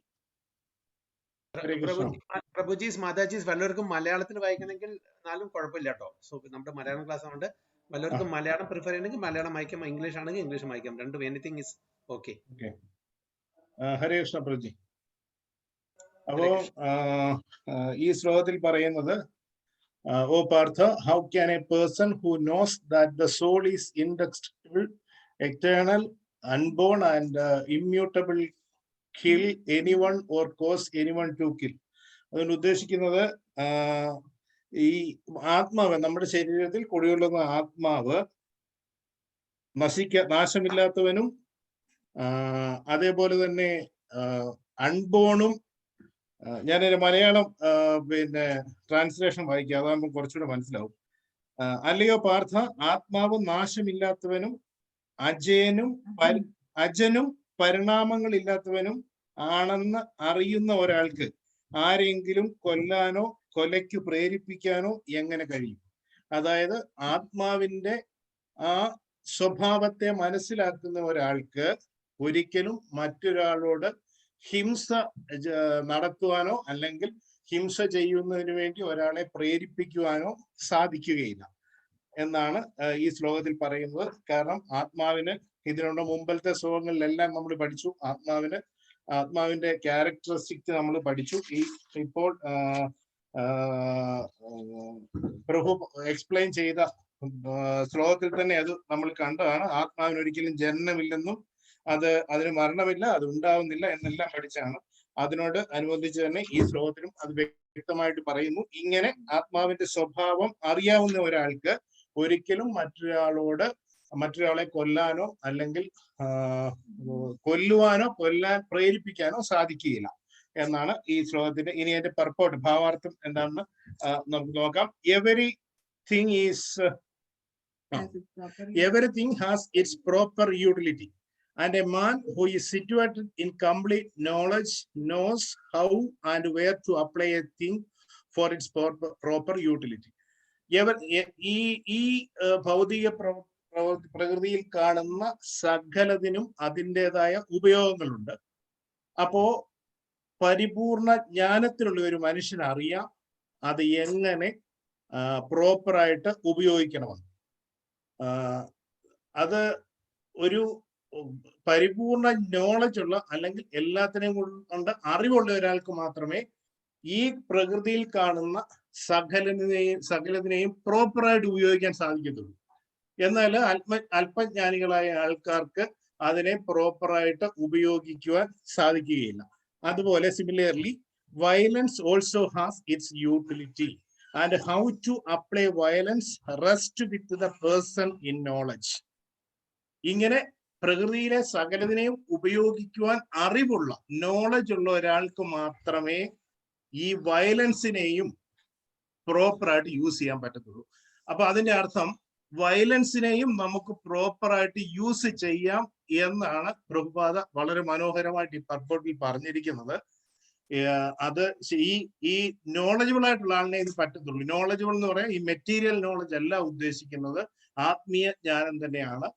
പരമമായ ആത്മീയ ജ്ഞാനമുള്ള ഒരാൾക്ക് വയലൻസിനെയും പ്രോപ്പറായിട്ട് ഉപയോഗിക്കുവാൻ സാധിക്കും. Although the justice of the peace, also and how to apply violence with the person.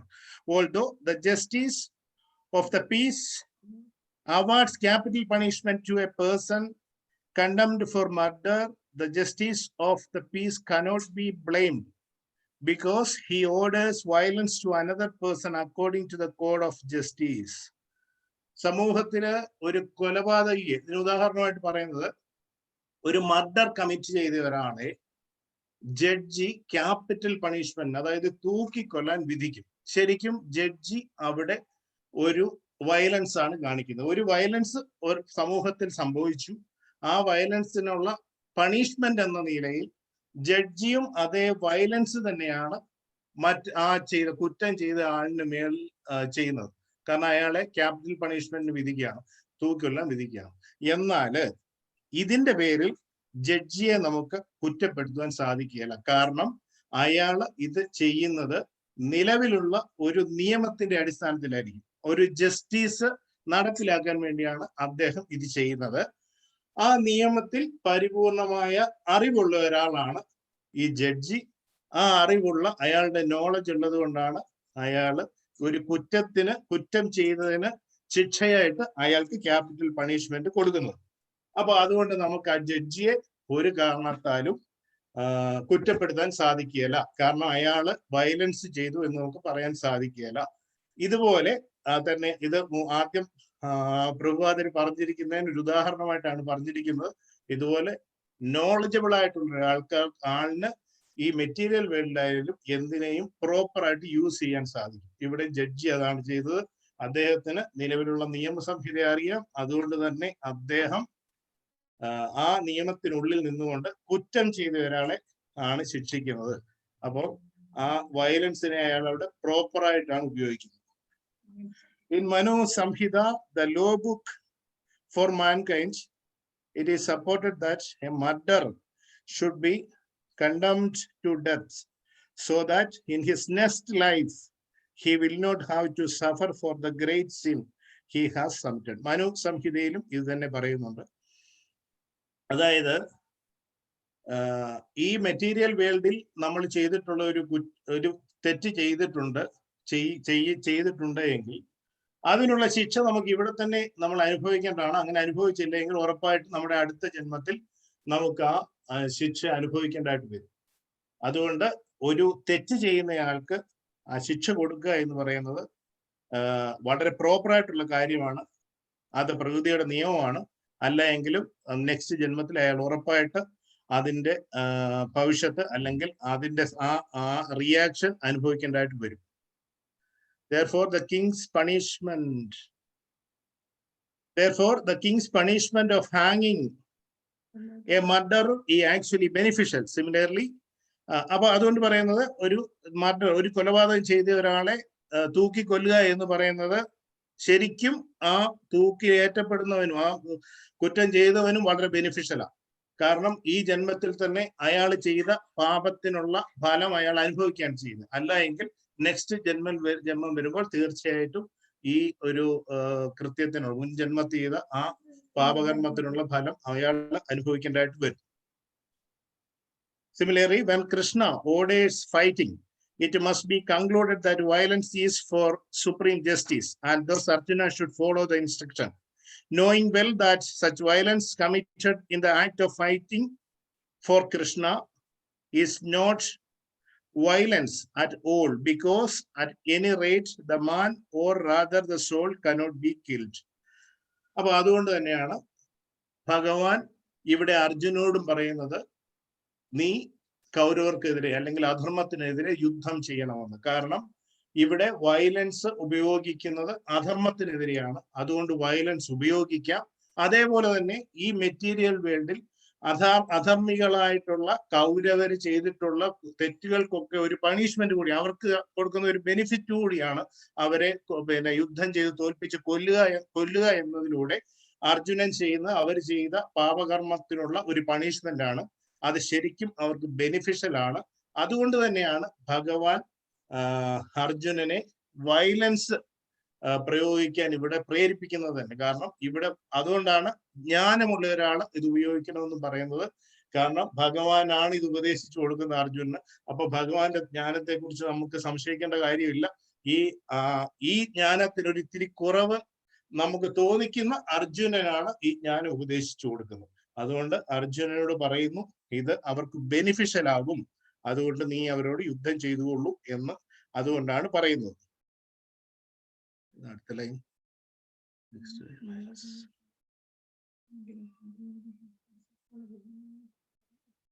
Because any rates the man or rather the soul cannot be killed. അങ്ങനെ അഥവാ അർജുനൻ ഇങ്ങനെ ഈ വയലൻസ് അവരുടെ മേൽ ഉപയോഗിച്ചാൽ അവരുടെ ബോഡി മാത്രമേ നഷ്ടപ്പെടുകയുള്ളൂ, ഒരിക്കലും അവരുടെ സോള് നശിച്ചു പോകത്തില്ല. കാരണം സോളിന് ഒരിക്കലും മരണമില്ല, ജനനമില്ല, അത് എറ്റേണൽ ആണ്. അതുകൊണ്ട് ഒരിക്കലും അതിന് പ്രശ്നമില്ല. So called violence is permitted. A surgical operation is not meant to kill the patient, but to cure him. Therefore, the fighting to be executed by Arjuna at the instruction of Krishna is with full knowledge, so there is no possibility of sinful reaction. ഒരു രോഗിയെ ഒരു doctor surgery ചെയ്യുന്നത് ഒരിക്കലും violence അല്ല, ആ രോഗിയെ രക്ഷപ്പെടുത്തുന്നതിന് വേണ്ടിയാണ്, അല്ലാതെ അയാളെ ദ്രോഹിക്കുന്നതിന് വേണ്ടിയല്ല. അതേപോലെ തന്നെയാണ് ഇവിടെയും ഭഗവാന് അർജുനോട് പറയുന്നത് കൗരവരെ ദ്രോഹിക്കാൻ വേണ്ടിയല്ല യഥാർത്ഥം ചെയ്യുന്നത്, അവർക്ക് ബെനിഫിഷ്യൽ ആണ്. കാരണം അവർ ചെയ്ത തെറ്റുകൾക്കുള്ള ഒരു പണിഷ്മെന്റ് ആണ് ഇപ്പോൾ കൊടുക്കുന്നത്. അത് അവർ ഏറ്റുവാങ്ങിയാൽ അടുത്ത ജന്മം അവർക്ക് ഒരിക്കലും ആ ഒരു കാർമിക് റിയാക്ഷൻ ഉണ്ടാകുകയില്ല.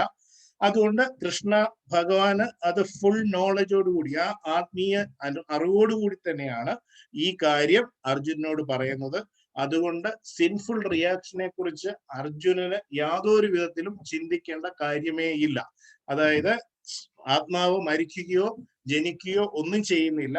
അപ്പൊ ഇത് അറിയാവുന്ന ഒരാൾക്ക് ഒരിക്കലും മറ്റൊരാളോട് അഹിംസ ചെയ്യാൻ പ്രേരിപ്പിക്കാൻ പറ്റില്ല. അപ്പോ ആ തലത്തിൽ നിൽക്കുമ്പോൾ ഭഗവാൻ അർജുനോട് യുദ്ധം ചെയ്യാൻ വീണ്ടും വീണ്ടും പറയുന്നത് എന്തുകൊണ്ടെന്നാൽ ഈ നോളജ് ഉള്ള ആളാണ് ഭഗവാൻ, പരിപൂർണ അറിവുള്ള ആളാണ്. അങ്ങനെ അറിവുള്ള ആള് പറയുമ്പോൾ അതിന്റെ അർത്ഥം തീർച്ചയായിട്ടും ഈ ഓപ്പോസിറ്റ് നിൽക്കുന്ന അധർമ്മികളായിട്ടുള്ളവർക്ക് ബെനിഫിഷ്യൽ ആണ്.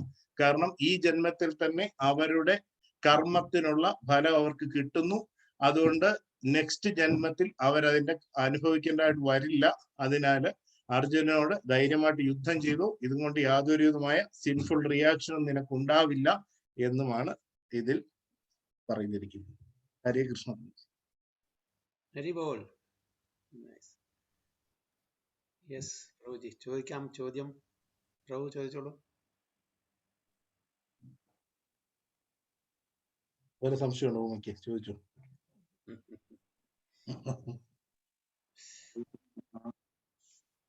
അപ്പൊ പ്രഭു പറയുന്ന ഇതനുസരിച്ചിട്ട് ഇപ്പൊ നമുക്ക് വരുന്ന അസുഖങ്ങളും അസൗകര്യങ്ങളും ബുദ്ധിമുട്ടുകളും കഷ്ടപ്പാടുകളും എല്ലാം നമുക്ക് ഗുണകരമായിരിക്കും പറയുന്നത്.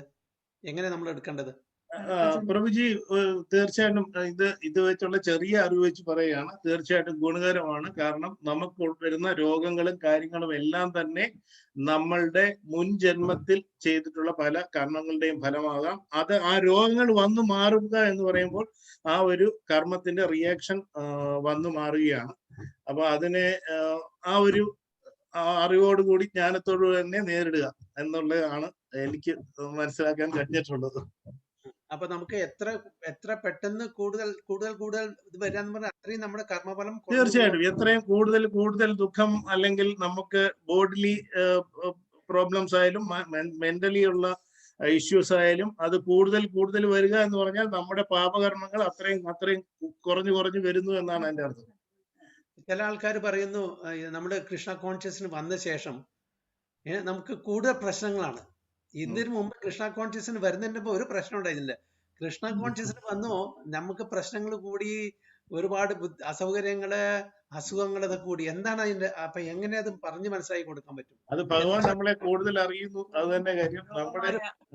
ഒരു ഫാസ്റ്റ് ട്രാക്കാണ് പോകുന്നത്. യോഗമായുടെ പരീക്ഷണമാണ് ഒന്ന്. മറ്റൊന്ന് നമ്മുടെ കാർമിക് റിയാക്ഷൻസ് പെട്ടെന്ന് തീർത്തു തരികയാണ് ഭഗവാൻ. സുബുൽകദാസ് പറയുന്ന പോലെ ശിവനും പാർവതിയും കാത്തു നിൽക്കുകയാണ് കാവലായിട്ട്. നമ്മുടെ കാർമിക് റിയാക്ഷൻസ് പെട്ടെന്ന് ഭഗവാൻ തീർത്തറിയാണ്.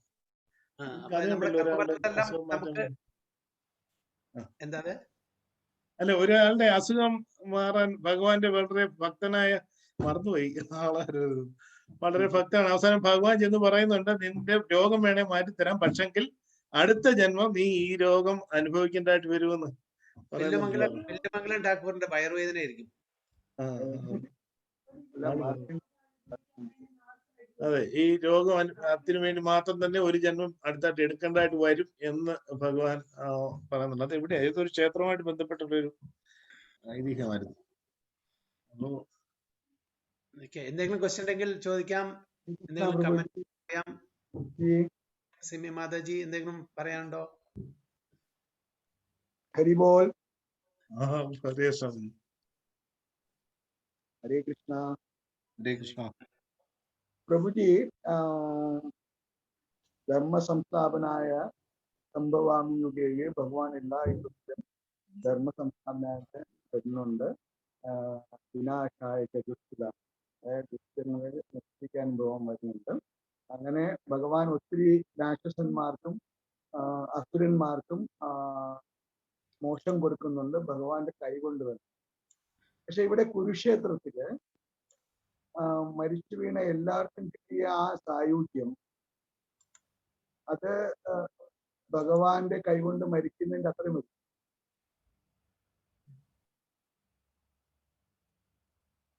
വരുമോ ഭഗവാന്റെ കൈകൊണ്ട് മരിക്കുന്ന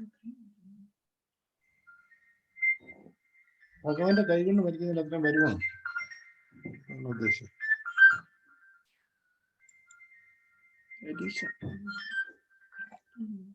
ഹരേ കൃഷ്ണ. പ്രഭുജി, പ്രഭുജി, ആ ലാസ്റ്റ് ഭാഗം എനിക്ക് കേൾക്കാൻ പറ്റിയിട്ടില്ല. എന്നോടാണോ ചോദിച്ചത്? നമ്മുടെ പ്രഭുജിയോടല്ലേ ചോദിച്ചേ? പ്രഭുജിയോടെ ചോദിച്ചേ.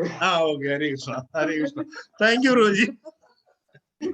ഭഗവാന്റെ കൈകൊണ്ട് മരിക്കാനുള്ള ഭാഗ്യം കിട്ടുകയാണെങ്കിൽ ഭഗവാന്റെ സമയത്ത് ജീവിക്കാന്ന് പറഞ്ഞത് അതിലും വലിയ ഭാഗ്യം എന്താണുള്ളത്? ഭഗവാന്റെ സമയത്ത് ഭഗവാന്റെ കൈകൊണ്ട് മരിക്കാൻ സാധാരണ ആൾക്കാർക്കൊന്നും പറ്റില്ല. അപ്പൊ അവരൊക്കെ സുഹൃതം ചെയ്ത ആൾക്കാർ, ഈവൻ ഒരു നെഗറ്റീവ് പോയിന്റിലാണെങ്കിലും കൂടിയിട്ട് ഭഗവാൻ ജനിച്ച സമയത്ത്, ഭഗവാൻ അവതരിച്ച സമയത്ത് ജീവിക്കുക, ഭഗവാന്റെ കൈ കൊണ്ട് തന്നെ ഈ ദേഹം വെടിയാന്നൊക്കെ പറയാന്ന് പറഞ്ഞാൽ അത്രയും കോൺഫിഡൻഷ്യൽ ഡിവോട്ടീസ് ആണ് അവരൊക്കെ. പക്ഷെ അവർ ഓപ്പോസിറ്റ് റോൾ എടുത്തു എന്ന് മാത്രം, നെഗറ്റീവ് റോള് എടുത്തു എന്ന് മാത്രം. അവരൊക്കെ ഭഗവാന്റെ ധാമിലേക്ക് അവരുടെ പഴയ പൊസിഷൻ അനുസരിച്ച് പോവും. ഓക്കെ, ചിലപ്പോൾ ചില ആൾക്കാർക്ക് എവിടുന്നാണോ അവർ വന്നിരിക്കുന്നത് വെച്ചാൽ ആ ധാമിലേക്ക് പോകും. ഡെമിഗോഡ്സ് ആണ് ഈ ഇതിൽ പങ്കെടുത്തിച്ചാൽ ഡെമിഗോഡ്സിന്റെ ആ സ്ഥാനത്തിലേക്ക് റീഇൻസ്റ്റേറ്റ് ചെയ്യപ്പെടും. വൈകുണ്ഠത്തിൽ നിന്ന് ആൾക്കാർ വന്നിട്ടുണ്ടെങ്കിൽ അവർക്ക് തിരിച്ചു പോവും. സായുജ്യമുക്തി അങ്ങനത്തെ അവിടെ നിന്ന് വന്ന ആൾക്ക് അവരിലേക്ക് പോവും. സായുജ്യമുക്തി പറഞ്ഞ രണ്ടെണ്ണമുണ്ട്. ഒന്ന് ബ്രഹ്മനില് ലയിക്കുന്നവരുണ്ട്, ഭഗവാന്റെ ധാമില് പോകുന്ന ആൾക്കാരുണ്ട്, ഭഗവാന്റെ ശരീരത്തിൽ എൻ്റർ ചെയ്യുന്ന ആൾക്കാരുണ്ട്. അപ്പോൾ അവരെവിടുന്ന് വന്നു? ഈ ലീലകൾ എന്താ പറയുക, ഈ ലീലകളിൽ പങ്കെടുക്കാൻ വേണ്ടി വരുന്ന ഓരോരുത്തരും ഭഗവാന്റെ സമയത്ത് സാധാരണ ആൾക്കാരും വരില്ല അല്ലേ? നമ്മളെപ്പോലുള്ള ആൾക്കാരൊന്നും ആ സമയത്ത്, എന്നെപ്പോലുള്ള ആൾക്കാർ, നമ്മളെപ്പോലെ പറയാൻ പറ്റില്ല, എന്നെപ്പോലുള്ള ആൾക്കാരൊന്നും ഒരിക്കലും ഉണ്ടാവില്ല. കാരണം അതിനുള്ള സുഹൃത്ത് നമുക്കില്ല. പക്ഷെ ഭഗവാന്റെ ലീലകളിൽ പങ്കെടുക്കാൻ വരുന്ന ഓരോരുത്തരും അത്രയും വേണ്ടപ്പെട്ട ആൾക്കാരാണ്.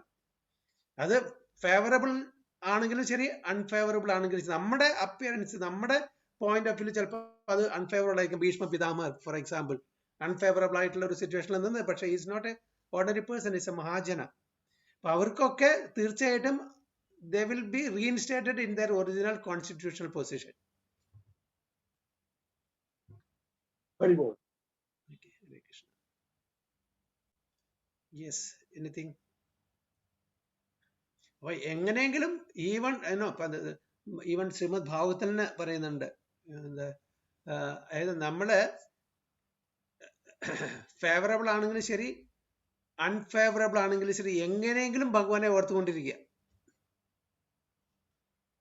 പക്ഷേ അൺഫേവറബിൾ ആയിട്ട് ചിന്തിച്ചിട്ട് ആൾക്കാർക്കും കൂടി ഇങ്ങനത്തെ ഒരു എന്താ പറയുക മുക്തി കിട്ടുകയാണെന്നുണ്ടെങ്കിൽ, ഫേവറബിൾ ആയിട്ട് നമ്മൾ ഭഗവാനെ സ്മരിക്കുകയാണെങ്കിൽ എന്തായിരിക്കും അവർക്ക് കിട്ടുന്നത്? So we don't want to be unfavourable definitely. Okay, നമ്മൾ അങ്ങനെ ഫേവറബിൾ ആയിട്ട് ഡിവോഷണൽ സർവീസ് ചെയ്യായിരിക്കില്ല. എന്തായിരിക്കും നമുക്ക് കിട്ടുന്ന റിസൾട്ട് എന്ന് നമുക്ക് ആലോചിക്കാം. എന്താണ് ആ ശ്ലോകം? ഞാൻ മറന്നു. എന്താണ് ഭാഗത്തില് സ്തോമം ഹേളനമേവച്ച. What is that first?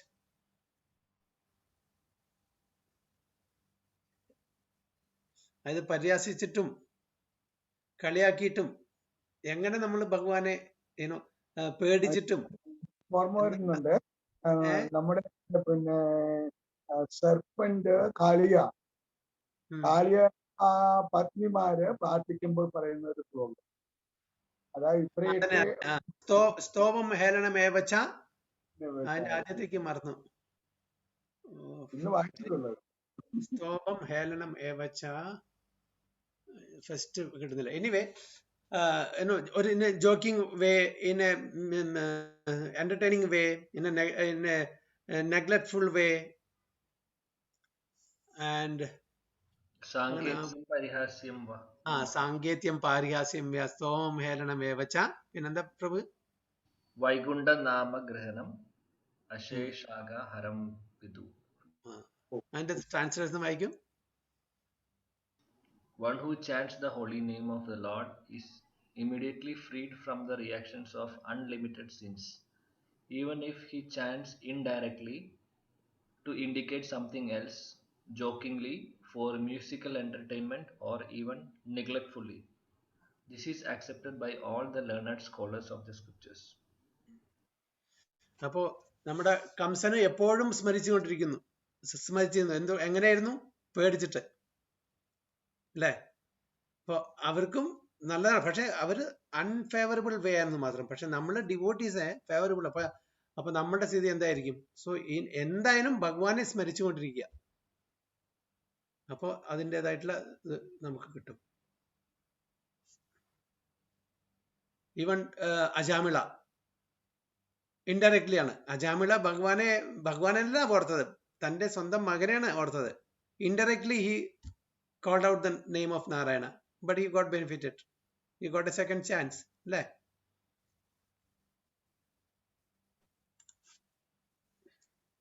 Okay.